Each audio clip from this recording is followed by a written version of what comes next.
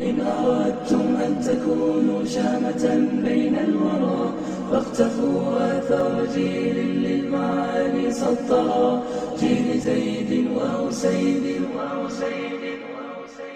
ومعاذ والبراء. Conclusion is easy. The way of the salaf.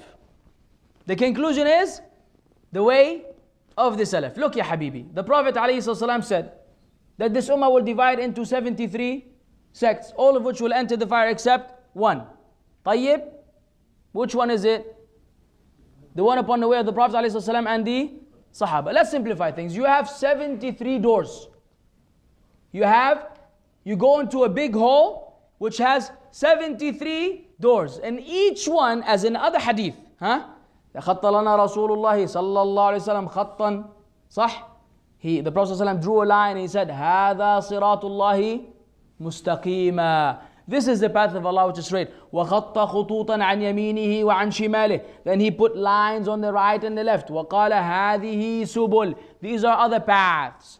على رأس كل منها شيطان يدعو إليه. On the head, on the top of each one of these paths, there's a shaitan calling you to himself. So understand this hadith and that hadith. 73 doors. Each one has a very eloquent shaitan. Has the place decorated and has the adornments and the whole thing saying, come, this is the path. This is the sabil which would lead you to Allah. You know how difficult it is for us to choose the right place? I mean, you enter into this hall and you have 73 in front of you. Everyone is telling you, come, this way.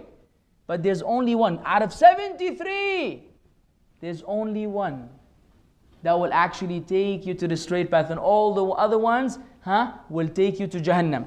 Shaitan yad'u ilayh. فَمَنْ أَجَابَهُ, as the hadith mentions, alayhi sallam, whoever responds to him, he will cast him into the hellfire. One path, one door from which we should enter. Now, if Allah Azza wa Jal went to the extent of clarifying to the Muslims how to use the bathroom, the most detailed of matters, which you would think it's natural, the intimacy between a husband and wife. This is something on the fitrah. By natural disposition, men and women will know how, on their wedding night, they will know how to handle business. Yet, Allah revealed the most detailed of matters regarding intimacy.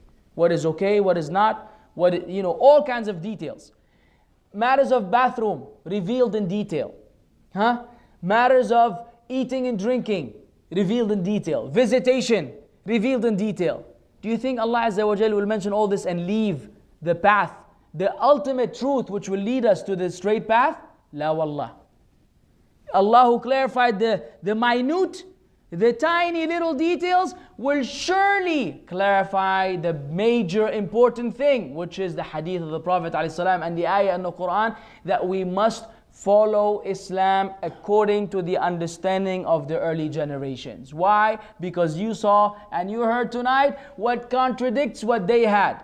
If they heard the things we are saying now, Allah knows what they will do. They would not believe that they would ever come Muslims who will say the things which we heard this night. And I only gave you some of many. What is the solution for every Muslim?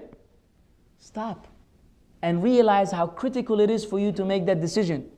Realize how important for you to find that gate, that door before you die. And remember that it's not easy. It's not like you enter into the hall and there's only one, so you can just keep moving. La, there are 72 other ones telling you this way, this way. The modernists are here, and the Quran is here, and the rationalists are here, and the Sufis are here. Everybody's telling you come this way. Political people are here. You have to know where to go. You have to take the time to know where to go. And the beautiful thing is Allah made it too clear and too obvious for any one of us to say, Wallah, I didn't know. Clear, simple. Islam as per the understanding of the Sahaba. So we ask the Sahaba, do we have the biographies of the Sahaba? Do we have their statements? Do we have their tafsir of the Quran? Do they have their commentary and hadith? Everything. We asked them, how did you understand these matters? Did you understand that a woman can ever lead people in salah? What is the answer? No, drop it. Did you understand that, drinking is halal? No. Listening to music is halal? No. Everything which I mentioned as examples, you will find that the Sahaba were in agreement about the prohibition or the permissibility of certain things. So we go, span by span, cubit by cubit. Even if they were to enter the hole of a lizard, we will enter it with them. Because we know that salvation lies within. So be careful, my Muslim brothers and sisters, specifically in the West, specifically in Britain, in England, in Australia, in Canada, and America. It's a very, very strong movement. And they run most of the centers and most of the organizations and most of the masajid. I had to deal with these people myself. I remember that so-called Imam of the masjid who couldn't recite the Fatiha, when I once suggested, I said, Akhi, Barakallah feek, Allah decreed that I know the Fatiha better than you. Not that anyone's special, but I know. And these are times when you have to speak the truth. He doesn't know how to recite the Fatiha. And according to the ulama, if one who does not know how to recite the Fatiha is leading someone who knows how to recite it, the salah of the one following him is invalid, is void. Because you're more qualified than him. And the Prophet ﷺ said, Ya ummun nas aqra'uhum li kitabillah. The people are to be led in salah by the one who reads the Quran the best. So I told him, is it okay if I lead the salah? Wallahi al-Azim, he said, you're a terrorist. You're a terrorist, I'm going to call the police. I said, yeah, akhi, take it easy. Wallah, when he ran back to the office and I had to go chase after him, I said, khalas, I don't want to lead the salah. You lead the salah, I'll go to another masjid. That's all I said. I said, just let me lead the salah. Ala tul, he said, I'm going to call the police and say that you're a terrorist. These kind of people right now are running masajid in the States with this kind of wicked ideology. And like what I quoted earlier. So the average Muslim who goes to the average masjid, which looks nice and beautiful, smells good, everything is nice, he doesn't know what kind of brainwashing he's going through. And if we don't have the knowledge, we will easily be led astray. So I'm warning you, be careful. I'm not telling you start warning against people and go, no, take it easy. But learn and understand that there's a movement that is against you. Know where to go, from whom to learn, and learn what is correct and right, and understand that the foundation and the criteria of knowing whether this is the right path or not, ask, did the Sahaba do this? Did the Sahaba understand this? Did the Sahaba apply it in this fashion? If they cannot give you a valid answer, know that you're being led astray. It's as simple as that. In Aqeedah, in Manhaj, in everything, you will find that we have from the Sahaba the best example, the best way to be followed, because they followed the Prophet ﷺ.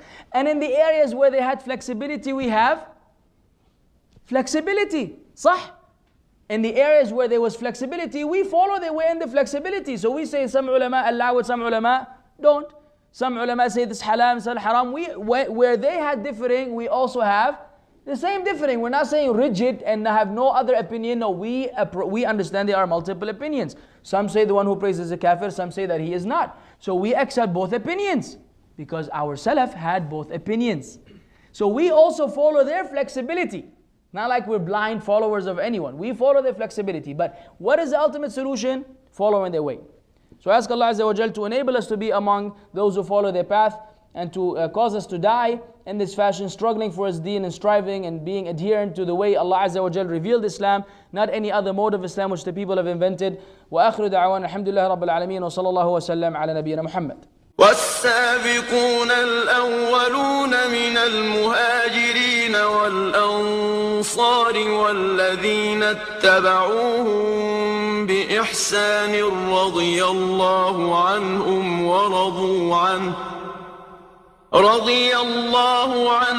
ورضوا عنه وأعد لهم جنات تجري تحتها الأنهار خالدين فيها أبدا ذلك الفوز العظيم.